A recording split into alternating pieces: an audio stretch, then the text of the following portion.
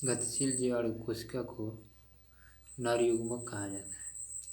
जीवाणु का जनन विखंडन द्वारा होता है। मानव नर में मूत्र और वीर्य के प्रवाह के लिए एक ही मार्ग होता है जिसे मूत्र मार्ग कहा जाता है।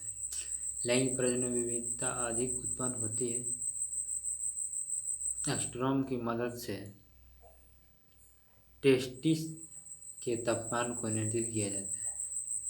टेस्टिस के बाहर एक पतली त्वचा की थैली होती है जिसे वृषण कोश कहा जाता है। नर का स्पर्म आगे की ओर बढ़ता है और ओवम के पास जाता है। जीवाणु कोशिकाएं गतिशील या गैर प्रेरक हो सकती हैं।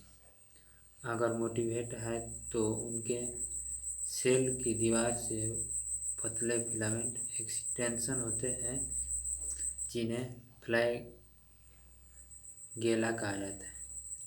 बैक्टीरिया फ्लैगेला 3 भागों में बना होता है: फिलामेंट, हुक और बेसल बॉडी।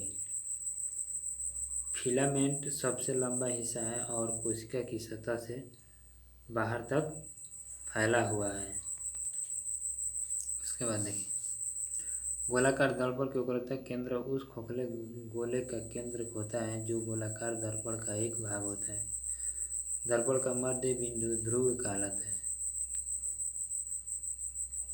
दर्पण की वक्रता केंद्र एवं ध्रुव मिलाने वाली रेखा दर्पण के प्रधान अक्ष रेखा कहलाती है।